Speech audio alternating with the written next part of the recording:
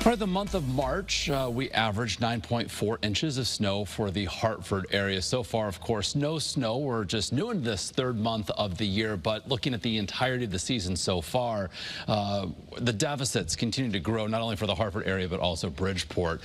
Nearly 21 inches behind average compared to normal to date for the Hartford area, and nearly 9 inches behind for Bridgeport. And this upcoming storm system midweek, we're going to be trending warmer. So, of course, this is going to be all rain and potentially a lot of it going unsettled starting Wednesday. We've got our first alert weather day for heavier rain toward the evening commute. Also at the same time, the wind will be picking up out of the south, perhaps gusting to over 40 miles an hour. Otherwise, we're going to end the week on a dry but windy note with some sunshine. More on that in just a moment, what to expect for the weekend. But right now, we're 24 degrees with a south wind at 3.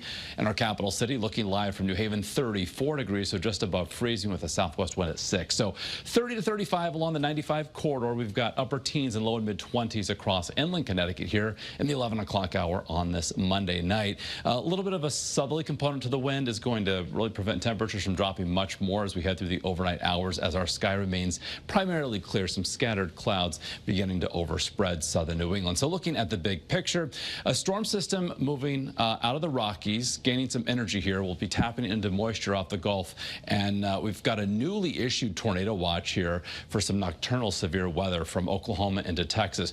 We're not expecting severe weather from this system, but as it does move eastward, we're going to go from a severe threat to the excessive rain risk. And note how it moves east and then eventually here into southern New England as we head Wednesday into Wednesday night. So the potential is there for some heavy rain, even perhaps some rumbles of thunder. But for tonight, upper teens and low 20s inland, low and mid 20s along the shoreline under a mainly clear sky. Tomorrow we'll start off with some sunshine and see some scattered clouds through the afternoon. Our Tuesday, we do remain dry.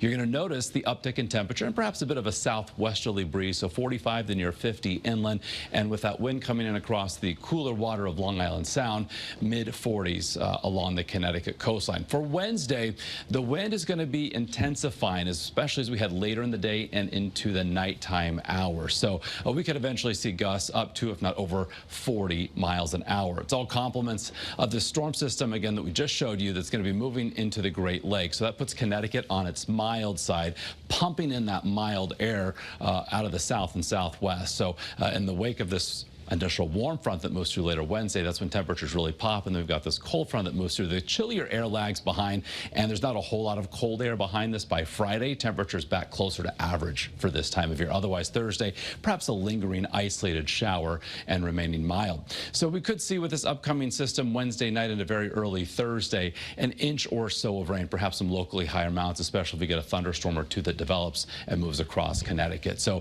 we've got the first alert weather day for rain and wind late Wednesday, evening commute time into the early overnight time frame of Thursday. Thursday, sun and clouds, perhaps an isolated shower, still breezy with an offshore wind upper 50s. That cooler air arrives on Friday, sun and clouds, windy to end the week with highs in the mid 40s. Mid 40s for Saturday, mostly sunny. We're watching Sunday right now, going dry weather now, a little bit cooler compared to Saturday with highs near 40. And don't forget, this weekend, daylight saving time begins 47 hours instead of 48 as we spring forward.